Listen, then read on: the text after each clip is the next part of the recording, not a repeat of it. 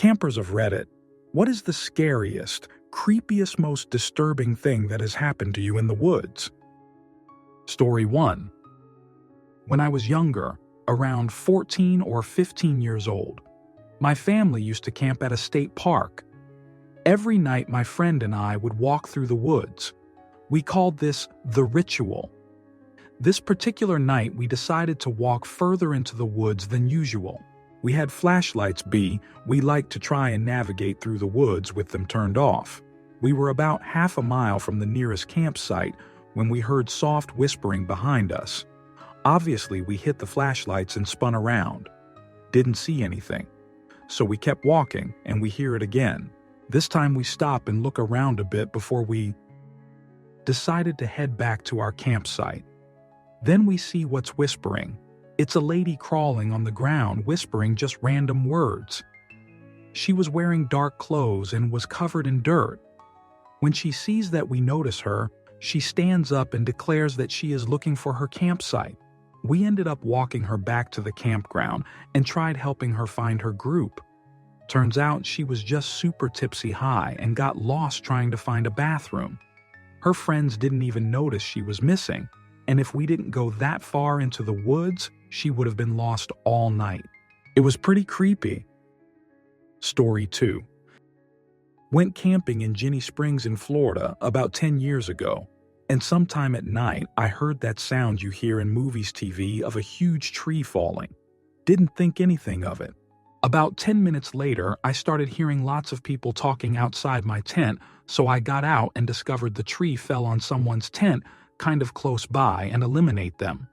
A helicopter had to come and airlift them out. Story 3. Safari guide here. Woke up one morning with something very warm, rather soft and comfy on my back. Realized my back was against the canvas of the tent. Realized it was an animal. It was a really cold winter night. Temperatures dropped close to zero here in the Lowveld. WTF? As I moved a bit, I heard the voice from my buddy, from his tent. He spoke a bit hushed and with a definite tremble in his voice. "The Africa bug, are you awake?" Stupid me replied with a strong voice, "Yes." The animal next to me got up and, luckily, ran away. It was a big male lion. Answer: I went to a high-adventure base many years ago, and in base camp on the return side of the trip, one guy left a partially eaten stack of crackers by his cot overnight. In the morning, I waked to hear his tent mate trying to wake him in a hushed voice. "HF, there's a skunk in the tent." Over and over.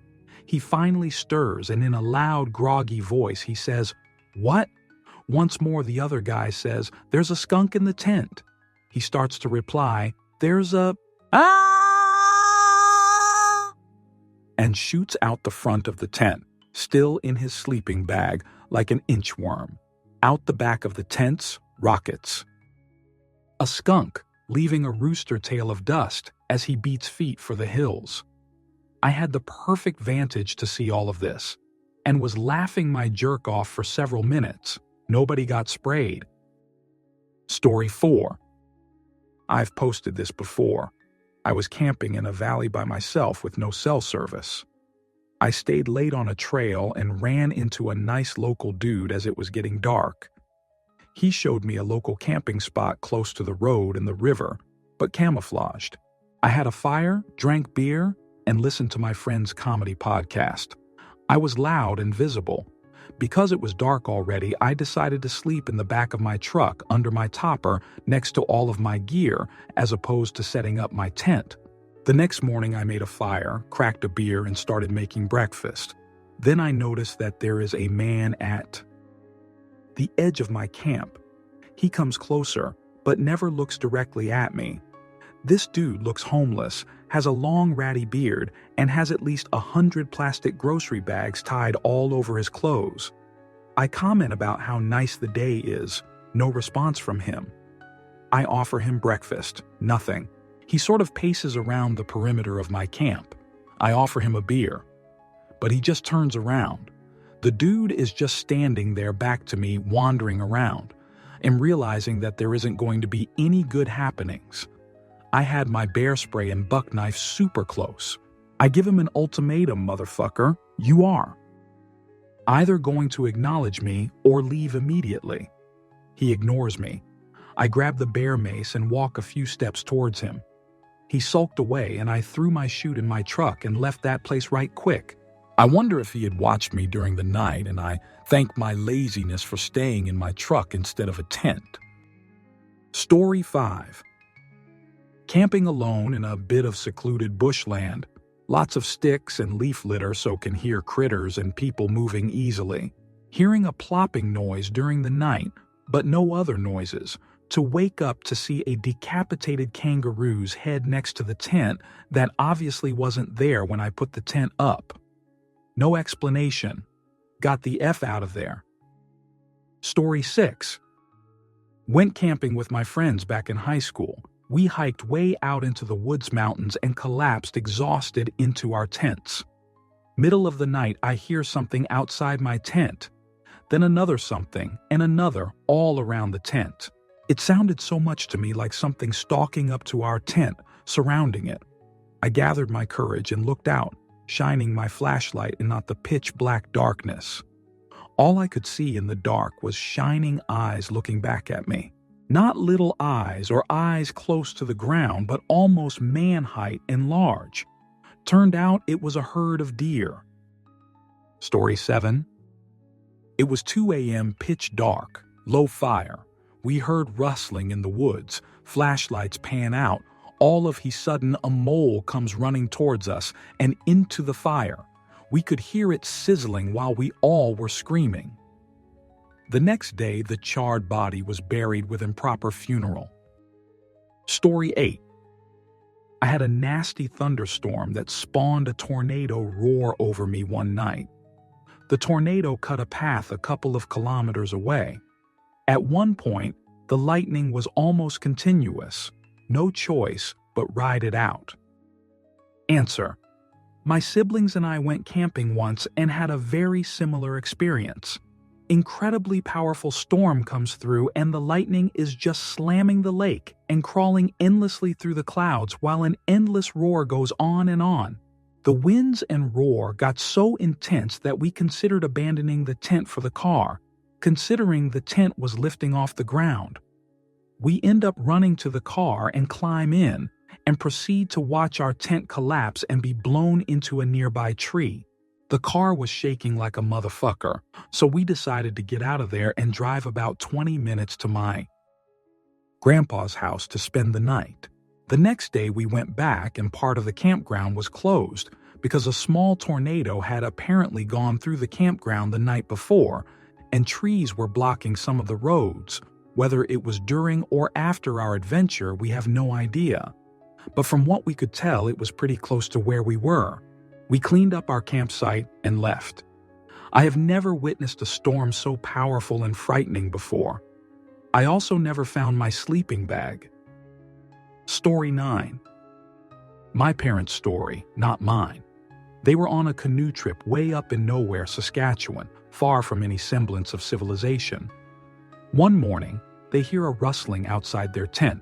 Still half asleep, my dad sits up and tries to figure out what is going on. The noise is loud and very close. Before he can collect himself enough to go investigate, his whole side of the tent collapses in on top of him. The weight lifted quickly. Now entirely awake, my parents scrambled to open the tent flap and figure out what was going on. About 10 feet away was a spooked black bear, staring confused and concerned at the tent. After being yelled at a bit, it ran off. We figure it had been foraging in the bushes right behind the tent and lost its balance. So my dad can truthfully say he has been sat on by a bear. Story 10. We like to hike 3.5 miles down a trailhead in deep Georgia. One night the temperature dropped into the low 20s, which is really rare for mid-fall. We got a solid fire going, and the heat mixed with a full belly put us all to sleep. I woke up to my buddy tapping my foot with a stick. I looked up at him, and he nodded toward the fire. There were 2 wild boar kicking up dirt around the dying fire.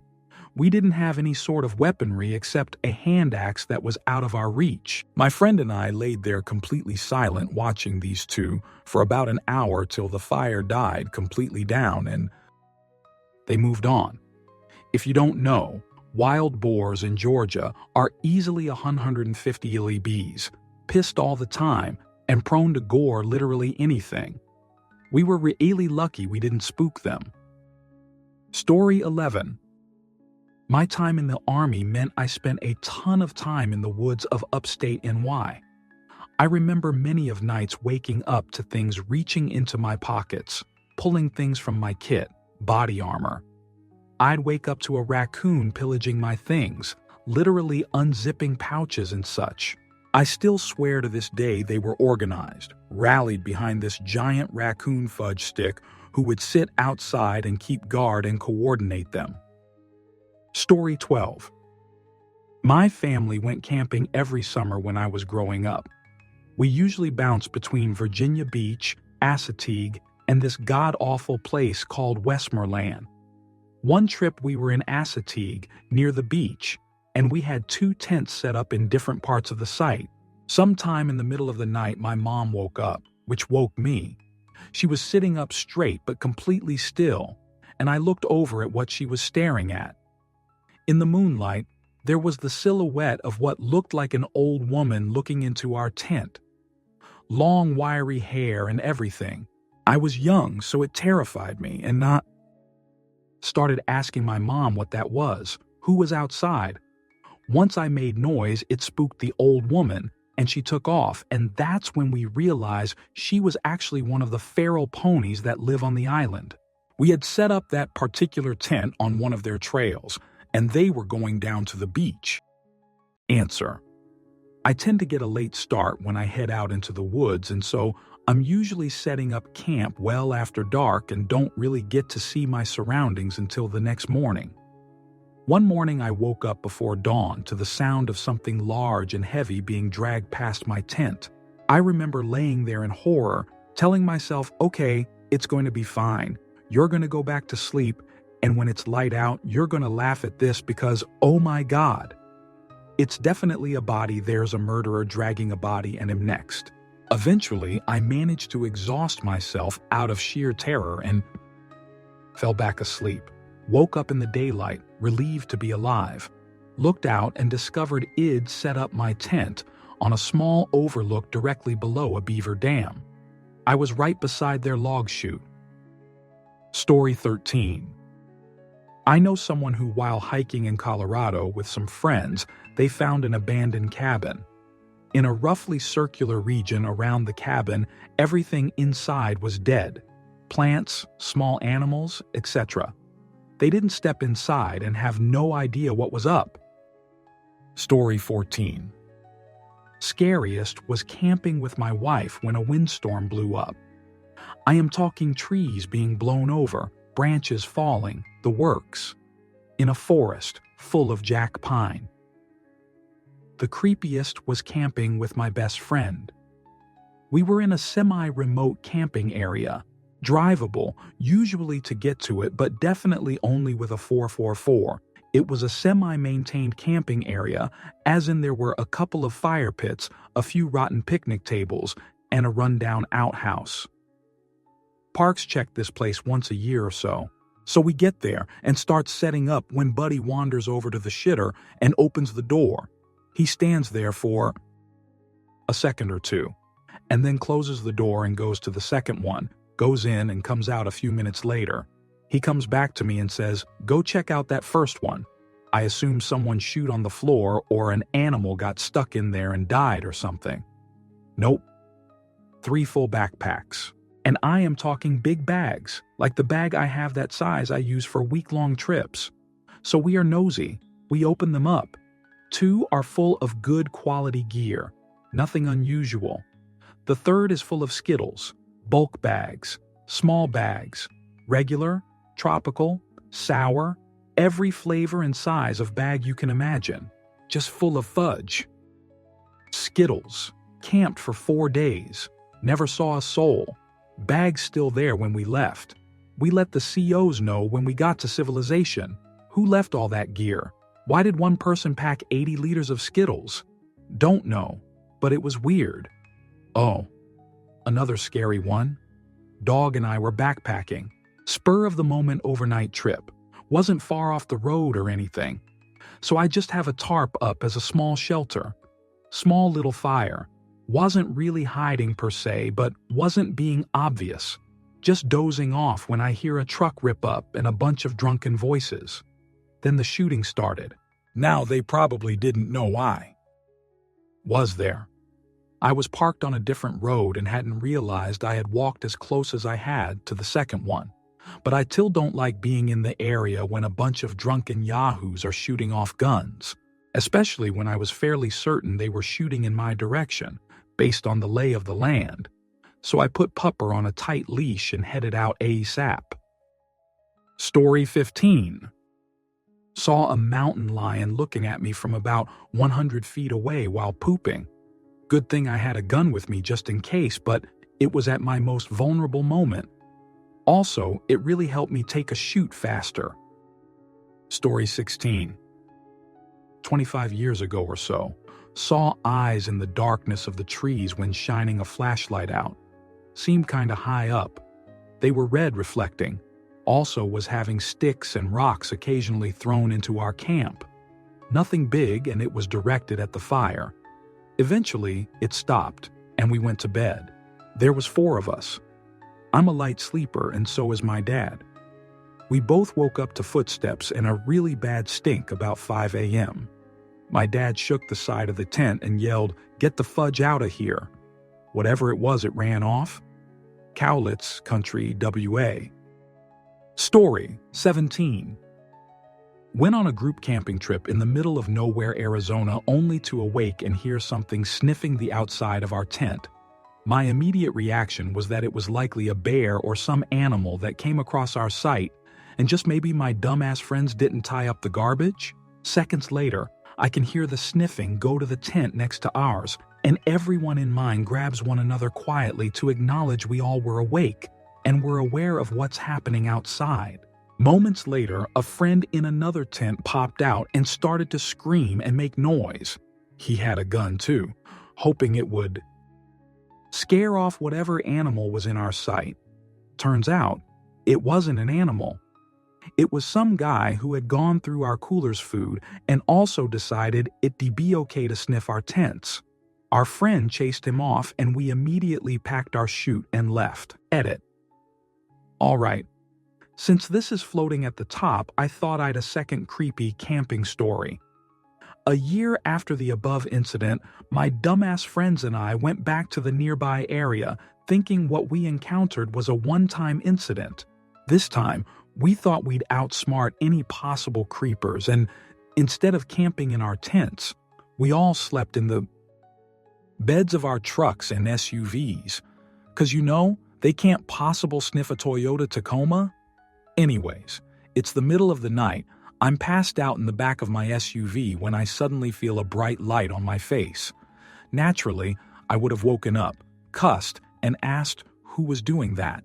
However, I instantly knew to pretend to be asleep and not let the individual know I was awake. I laid there next to my girlfriend, hoping she would do the same as and I kept an ear out for any unusual sounds, like sniffing. All I could hear was a friend snoring by the campfire. After the light left my car, I heard the person walk to the next truck and shine his light on my friends in there. I slowly looked up and it ended up being some older guy just standing there staring at everyone while they slept. I waited until he left the campsite and I busted my jerk out of that truck and woke up my friends, most of which had also been pretending to sleep, and realized what was going on. TL.DR. Don't camp outside of Tucson, Arizona unless you want a he'll have eyes creature sniffing and staring at you while you sleep. Story 18. My dog absolutely lost it on a nice hike, like she was scared for her life and would have ran out into the woods had she not been on a leash. Lucky that she didn't pull me over and run away anyway. My mom and I are pretty sure there must have been a mountain lion stalking us, and the dog could smell it. Scary as fudge. because we didn't see anything, and if it had been one of us alone, who knows what would have happened. Story 19. I've never had that experience. Back in the 50s, my dad worked for the Soil Conservation Corps, and he said he came across a still when he was deep in the woods. That was very scary because moonshiners had a reputation for eliminate government agents. He departed the area hastily. Story 20. Was driving in the Sierras and found a campground a few miles off the 395. The place was empty except for this one old car in a spot. I set up camp and a dog appears and just stares at me. After a bit, I made a sudden movement to scare it off. Dog proceeds to bark wildly. Then I hear some male voices. I hear one guy say, "Oh, we're gonna have some fun tonight." I packed up and split in record time. Story 21. I was out walking around the bush hunting for upland birds. I walked through a bit of a valley as a shortcut to get to another area when I came across a guy standing on the trail with an AR-15 at the ready position. Instantly, the hairs on the back of my neck stood up instinctively, knowing this wasn't a place I wanted to be, trying my best to stay calm. "Hey, just out bird hunting. How are you doing?" "Fine." Long pause. "I'm hunting deer." Deer season wasn't open. AR-15s are not legal for deer, and he wasn't dressed for deer hunting. As a matter of fact, he looked homeless, hadn't changed his clothes or bathed or shaved in several days obviously, and looked emancipated. Think of the scariest 50-year-old meth addict you can think of, and put an AR-15 in his hands and you're probably close. Do you know the best way for me to go to find some birds? Well, I imagine you might find some back the way you came. His voice got noticeably sharper with the back the way you came, and I obviously took the hint. I don't know if there was a meth lab or what just down the trail, but I was certainly happy to leave. I reported the incident to the sheriff the next day, but I don't know that anything ever came of it. Story 22. I was in the Boy Scouts, and one of the merit badges I was working on was wilderness survival. I was at our week-long camp out, and part of that merit badge requirement is to make your own makeshift shelter and sleep a couple miles away from the base campsite. There were about 8 of us boys, he'd say, and the adult leader would leave us there to sleep for the night. Well, I am already a pretty anxious person, and the days leading up to this had me a bit tense already. So of course, halfway through the night, I suddenly hear from the other shelter, "No, please. Get away. Stop. Don't." Then silence. I whisper, shout, "Hey!" No response. And it didn't even wake up anybody else. I quickly come to my senses that he was just sleep-talking and having a bit of a night terror. But to this day, I can't believe it didn't wake anybody else up, and that I was the only one to witness that, thinking we were all about to be taken down. Story 23. I live in a rural town surrounded by mountains and forests, so camping is almost a weekly event, even in winter. The one I can't shake is when me and a friend broke off from our group of other 16 to 19-year-olds to camp by a better fishing spot about a mile away. We only brought one tent for the group, so we built a lean-to against a large boulder in a clearing. I couldn't sleep because I had the feeling something was watching us. I assumed it was a mountain lion, which isn't that big of deal considering their behavior, so I threw some more logs on the fire.